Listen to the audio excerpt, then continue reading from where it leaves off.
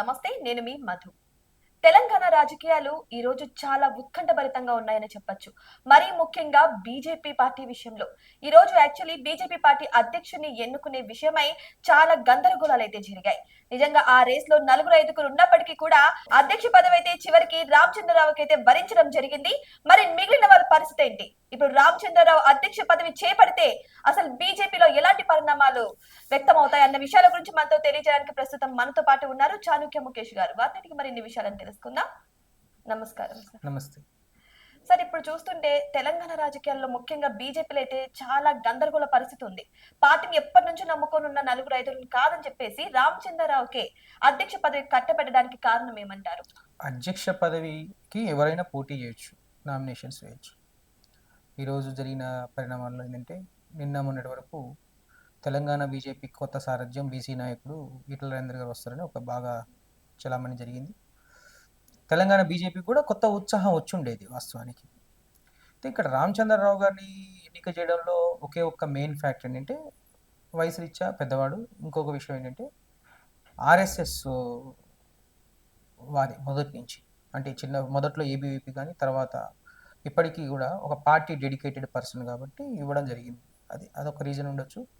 And ఇంకొక reason ఏంటంటే కొంతమంది బీజేపీ నాయకులు ఈటల రాజేందర్కు రాకుండా చేయడం కోసం కావాలనే కూడా ఒక కక్షపూరిత చర్యలు చేసి తీసుకొని వచ్చి ఉండే అవకాశం ఉండొచ్చు. ఉన్నదే నలుగురు నాయకులు, ఒకరు ఈయన కాకపోతే మిగిలిన ముగ్గురు అనుకోవచ్చు, దాన్ని పెద్ద మాట్లాడి ఉండేది అక్కడ. అయితే ఇలా కొన్ని కుట్ర రాజకీయాలకు తెరలేపిన అవకాశాలు అయితే క్లియర్గా ఉన్నాయి. ఎందుకంటే నిన్న కూడా మీరు సోషల్ మీడియాలో చూసుండొచ్చు, అన్ని ఛానల్స్లో కూడా తెలంగాణ కొత్త బీజేపీ అధ్యక్షుడు అతనే అని అప్పుడు ఎందుకు అంటే ఒక సైడు 18 ఏళ్ల కాంగ్రెస్ పరిపాలనలో కాంగ్రెస్ మీద వ్యతిరేకత ఒక సైడు ఎక్స్పోజ్ అవుతున్న, అంటే రోజు రోజు పెరుగుతున్న టైంలో, ఇంకొక సైడు బీఆర్ఎస్ పాలన 9 సంవత్సరాలు 10 సంవత్సరాలు చూసిన ప్రజలకు ఇంకొక అవకాశం నెక్స్ట్ అంటే ఆల్టర్నేటివ్గా బీజేపీ ఎదుగుతుందనుకున్న క్రమంలో అనూహ్యంగా కొత్త పేరు తీసుకొచ్చి తెర మీదకి రామచంద్రరావు గారిని ఎప్పుడైతే సెలెక్ట్ చేసుకున్నారో బీజేపీ అయితే కొంచెం ట్రబుల్స్లో పడిందని ఒక ఈక్వేషన్స్ అయితే ఉంది. దీని మీద కొంచెం ప్రజల్లో కూడా ఏంటంటే కొంచెం డిఫరెంట్ ఆలోచనలు వచ్చే అవకాశం ఉంది. ఎందుకంటే ఎప్పుడైనా తెలంగాణలో బీజేపీ అధికారంలోకి రావాలంటే కేవలం బీజేపీ కార్యకర్తలు, ఆర్ఎస్ఎస్ కార్యకర్తల బలం ఒకటే సరిపోదు. ఇక్కడ ఏంటంటే తెలంగాణ వాదం వేరు మిగిలిన రాష్ట్రాలతో కంపేర్ చేస్తే. మీరు చూసినట్లయితే మొన్న గెలిచిన 8 మంది ఎమ్మెల్యేలు కూడా పార్టీ బలంతో పాటు అటు వాళ్ళ వ్యక్తిగత కేడర్ కావచ్చు, అటు కమ్యూనిస్ట్ బలం కావచ్చు, అన్ని ఈక్వేషన్స్ కలగలుపుకొని గెలిచిన సిద్ధాంతాలు అయితే ఉన్నాయి. ఇక ఎంపీ ఎలక్షన్స్కి వచ్చేసరికి ఏంటంటే కేవలం మోడీ పేరుతోటి ఏమైందంటే కొంచెం ఎంపీ ఎలక్షన్స్లో బీజేపీ అన్నా కానీ కేవలం పార్టీ క్యాడర్, ఆర్ఎస్ఎస్ క్యాడర్ వల్ల మాత్రమే తెలంగాణలో బీజేపీ అనేది బలం పుంజుకోవడం అనేది 100%, అంటే మేము ఆల్మోస్ట్ అన్ని సర్వేలు చేస్తుంటాం కాబట్టి 100% ఇది ఇంపాసిబుల్. సో ఈ డెసిషన్ అయితే కొంచెం బీజేపీ అయితే ట్రబుల్లో పడేసిందని చెప్పుకోవచ్చు. యాక్చువల్లీ ఇప్పుడు బీజేపీకి రావడం వల్ల బీజేపీ అయితే ట్రబుల్లో ఉందని అందరికీ అర్థమైపోతుంది. ఇప్పుడు ఆంధ్రప్రదేశ్ లో లాగానే ఇక్కడ కూడా కూటమి ఏర్పాటు చేస్తాం కాబట్టి ఎవరిని పెట్టినా కూడా పర్వాలేదు అన్న ఉద్దేశమే ఇక్కడ కనిపిస్తుంది అంటారా? మంచి ప్రశ్న ఇక్కడ మీరు అడిగింది. ఏంటంటే ఆంధ్రప్రదేశ్లో కూటమి సిద్ధాంతం వేరు. ఏంటంటే టీడీపీ, బీజేపీ, జనసేన. అక్కడ ఆ రోజు 5 సంవత్సరాల జగన్మోహన్ రెడ్డి అరాచక పాలనకు తెరదించాలనే ఉద్దేశంతో అన్ని పార్టీలు ఏకమై, అంటే పార్టీలను కంపేర్ చేస్తే ఏంటంటే Jagan versus anti Jagan voting జరిగింది అక్కడ. కానీ తెలంగాణలో టీడీపీని, తెలుగుదేశం పార్టీని రిసీవ్ చేసుకోరు. ఎందుకంటే ఎలక్షన్స్ ముందు టీడీపీ వాళ్ళు చేసిన వ్యాఖ్యలు ఏవైతే ఉన్నాయో టీడీపీ పార్టీని తెలంగాణ వ్యతిరేక పార్టీ అంటారు తెలంగాణలో. సో టీడీపీ అనేది ఇక్కడ బీజేపీతో అలయన్స్ అవుతే బీజేపీకి నష్టం తెలంగాణలో. సో కాబట్టి కూటమి ఒకవేళ వస్తే మళ్ళీ బీజేపీ ఇంకో ట్రబుల్లో పడే అవకాశం ఉంది తప్ప ఇక్కడ కూటమి అనేది సక్సెస్ కాదు తెలంగాణలో. ఇక్కడ ముఖ్యంగా చూసుకుంటే ఈటల రాజేందర్ పేరు అనేది నిన్నటి వరకు మార్నింగ్ వరకు కూడా వినిపించింది, అధ్యక్ష రేసులో ఫస్ట్ అంచెలో ఉన్నారు అని చెప్పేసి. కానీ సడన్ గా చూస్తే నేమ్ అయితే చేంజ్ అయిపోయింది.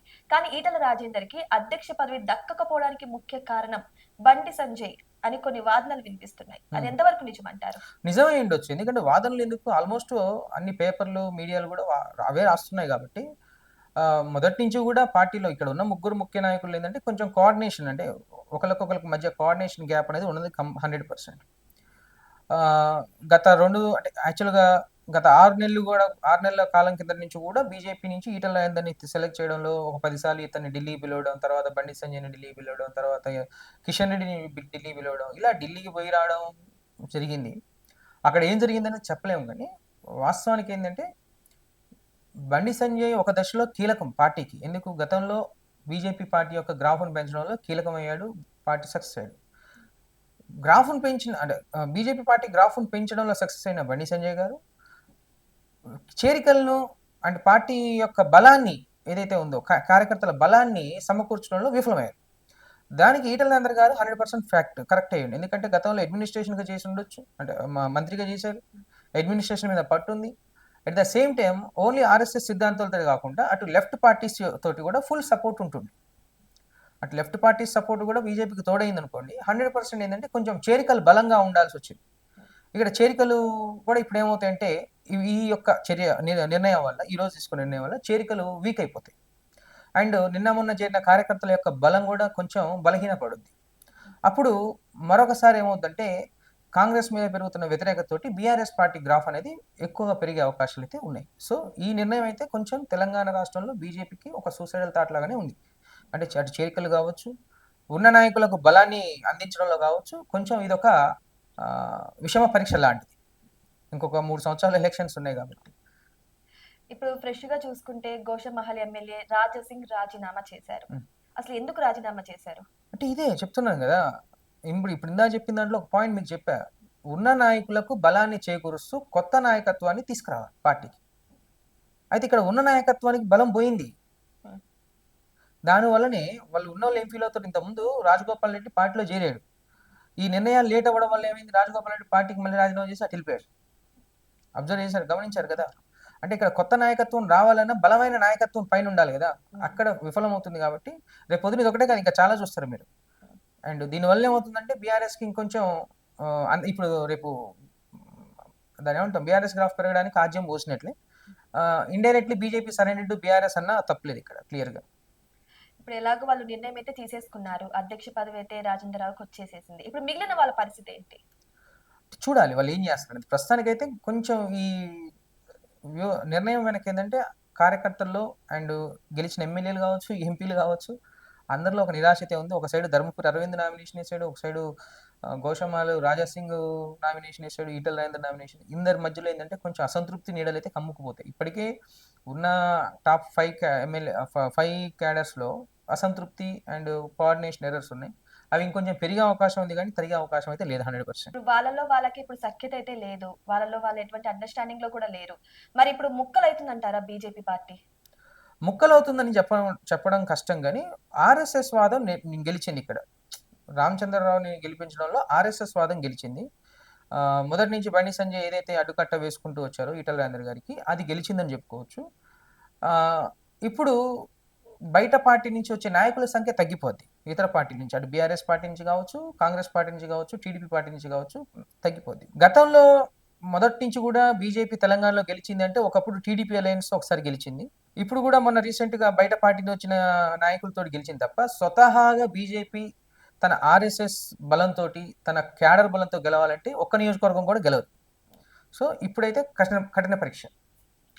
యాక్చువల్లీ చాలా రోజుల నుంచి ఒక టాక్ అయితే వినిపిస్తుంది, ఈ బీజేపీ బీఆర్ఎస్ రెండు ఐక్యమయ్యాయి, వాళ్ళ నిర్ణయాలు కూడా సేమ్ కలిసే తీసుకుంటారని ఒక టాక్ అయితే వినిపిస్తుంది. అది ఎంతవరకు నిజమంటారు? ఇప్పుడు ఇవాళ తీసుకునే నిర్ణయం వెనక అది చూస్తుండేది మాకు కూడా కొంచెం డౌటే వస్తుంది. దీని మీద కూడా కొంచెం సర్వే చేయాలి. మరి ఒకవేళ అది నిజమైతే? అది నిజమైతే 100% వాళ్ళు బీఆర్ఎస్కి ఫెచ్చింగ్ కదా, బీజేపీకి సూసైడల్ థాటే కదా. అంటే ఇప్పుడు నెక్స్ట్ వచ్చే ఎలక్షన్ లో బీఆర్ఎస్ బీజేపీ కలిసి పోటీ చేయొచ్చు అంటారా? అప్పుడు బీఆర్ఎస్ సూసైడల్ థాట్. ఎందుకంటే బీఆర్ఎస్ అనేది ప్రాంతీయ పార్టీ, బీజేపీ జాతీయ పార్టీ. ఒక ప్రాంతీయ పార్టీ జాతీయ పార్టీతో వస్తే ప్రాంతీయ పార్టీ మునిగిపోద్ది. అప్పుడు బీఆర్ఎస్ అలాంటి నిర్ణయం తప్పు చేయదని 100% తెలుసు. ఎందుకంటే చేసేది ఉంటే లాస్ట్ ఎలక్షన్స్లోనే చేయాలి, కవితను అరెస్ట్ చేసినప్పుడు. కానీ ఇది జరగని పని. చాలా మంది నమ్ముకుని ఉన్న నేతలని కాదని చెప్పేసి, ఓకే ఈయన కూడా ఎప్పటి నుంచో బీజేపీలో ఉన్నారు కాబట్టి ఈయనకి ఇచ్చేశారు. ఇప్పుడు సడన్ గా ఉన్నటువంటి డిసిషన్ చేంజ్ వల్ల ఇక బీజేపీలో ఉన్న ఎప్పటి నుంచి నమ్ముకుని ఉన్న నాయకులందరూ బయటకు వచ్చేస్తారంటారా? ఇక బీఆర్ఎస్ లో చేరడం. అదే నేను చెప్తున్నా, ఇప్పుడు రాజాసింగ్ రాజీనామా కావచ్చు, రేపు పొద్దున మొన్న గెలిచిన 8 మంది ఎమ్మెల్యేలు, అందులో ఆల్మోస్ట్ ఒక 6 మెంబర్స్ కూడా ఈటల రాజేందర్ ఫాలోవర్సే. ఎందుకంటే అతను ఆ రోజు కాన్స్టిట్యున్సీ నియోజకవర్గం ఒక్కొక్క నియోజకవర్గం తిరిగి క్యాంపెయిన్ చేసి అటు లెఫ్ట్ పార్టీస్ని ఇప్పుడు సోయం బాపురావు ఉన్నాడు గతంలో గెలిచిన అతను left parties plus local RSS రెండు కలిసినే గెలిచాడు. తర్వాత మొన్న ఏలిటి మహేశ్వర్ రెడ్డి కావచ్చు, తర్వాత పాయల్ శంకర్ కావచ్చు, వీళ్ళందరూ గెలిచిన వాళ్ళంతా కూడా ఆ, ఒకే పార్టీతో గెలిచిన వాళ్ళు కాదు. అంటే అటు లెఫ్ట్ పార్టీస్ కలవాలి, ప్లస్ వాళ్ళ స్వతహాగా సెల్ఫ్ ఇమేజ్ కలవాలి, at the same time party cadre graph కలవాలి. ఈ మూడు కలిసినప్పుడు బీజేపీకి అనుకూలం. అంతేగాని తెలంగాణలో బీజేపీ సింగిల్గా ఏ సపోర్ట్ లేకుండా గెలవంటే 100% ఇంపాసిబుల్. ఇప్పుడు ఏమవుతుందంటే అది కూడా కొంచెం బ్యాక్ స్టెప్ జరిగే అవకాశం అయితే ఉంది.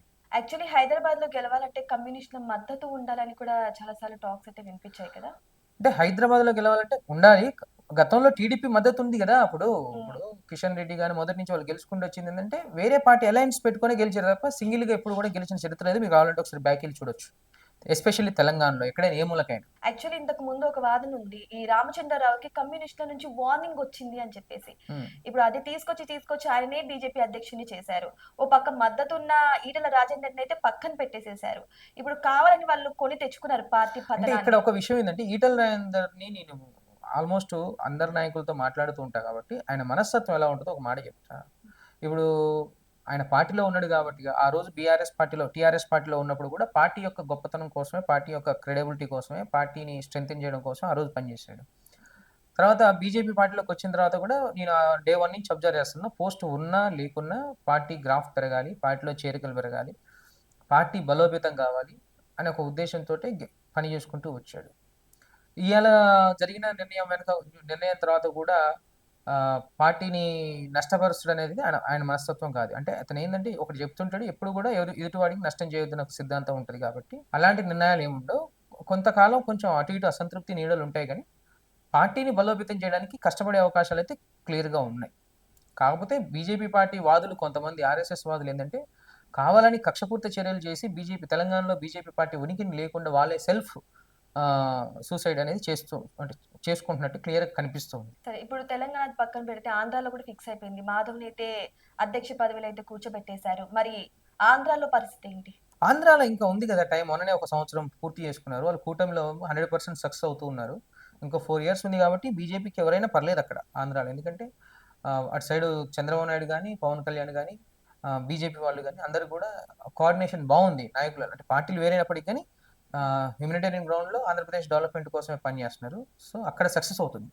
తెలంగాణలో అయితే టీడీపీ బీజేపీ అలయన్స్ అంటే కొంచెం టీడీపీకి సూసైడ్ అవుతాడు. ఎందుకంటే టీడీపీని రిసీవ్ చేసుకోరు తెలంగాణలో. తెలంగాణ ప్రాంత వ్యతిరేక పార్టీ అని చూసి, ఎందుకంటే మొన్న గతంలో ఎన్నికల ముందు వాళ్ళు చేసిన చర్యలు ఏవైతే ఉన్నాయో కొంచెం రిసీవ్ చేసుకోరు. యాక్చువల్లీ బీజేపీ వాళ్ళు ఎప్పటి నుంచో చెప్తున్నారు అధ్యక్ష పదవిలో బీసీనే కూర్చోపెడతాం అని చెప్పేసి. ఇప్పుడు వాళ్ళు మాట తప్పినట్టేనా? అంటే ఇప్పుడు కాంగ్రెస్ వాళ్ళు బీసీని తీసుకొచ్చి కూర్చోబెట్టారు, బీఆర్ఎస్ వాళ్ళు ఆ పని చేయట్లేదు, కానీ బీజేపీ వాళ్ళు కూడా ఆ పని చేయలేదు. కానీ తెలంగాణలో బీసీ వాదం అనేది రేపు పొద్దున తారస్థాయికి చేరే అవకాశం ఉంది. యుద్ధం ఇంకొక ఇప్పుడు ఆల్రెడీ బీసీ యుద్ధం అనేది గత 1 year కింద స్టార్ట్ అయ్యి నియోజకవర్గాల వారీగా వాళ్ళు స్ప్రెడ్ చేసుకుంటూ వస్తున్నారు. ఇంకొక 1 yearలో ఏమైందంటే తీర్మానం మల్లన్న రూపంలో కానీ, ఇంకా ఒట్టే జానయ్య రూపంలో కానీ, తర్వాత ఇంకా బీసీ నాయకుల రూపంలో కానీ వాళ్ళందరూ కూడా ఒక బీసీ వాదాన్ని పెనిట్రేట్ చేసే విధంగా వాళ్ళు 100% తీసుకెళ్తున్నారు. ఇప్పుడు బీజేపీ తీసుకునే నిర్ణయానికి కొంచెం వాళ్ళలో ఇంకొంచెం ఆజ్యం పోసినట్టు ఉంటుంది. 100% అయితే బీసీ వాదం చెలరైపోద్ది. నెక్స్ట్ ఎలక్షన్స్కి బీసీ వాదం చెలరైపోద్ది. అది ఏ నిర్ణయం దేనికైనా దారి తీయొచ్చు. సో చూసారు కదా, ఫైనల్లీ ఇక్కడ చూసుకుంటే బీజేపీ అధ్యక్ష పదవి అనేది అదొక సూసైడల్ థాట్ అని చెప్పేసి చాణుక్య ముఖేష్ గారు అయితే అంటున్నారు. మరి ఇప్పుడు రాబోయే ఎలక్షన్ లో ఈ వివాదం ఎంతవరకు దారి తీస్తుందనేది మనమంతా వెయిట్ చేసి చూద్దాం. ఇటువంటి మరిన్ని అప్డేట్స్ కోసం మా ఛానల్ ని సబ్స్క్రైబ్ చేసుకోండి.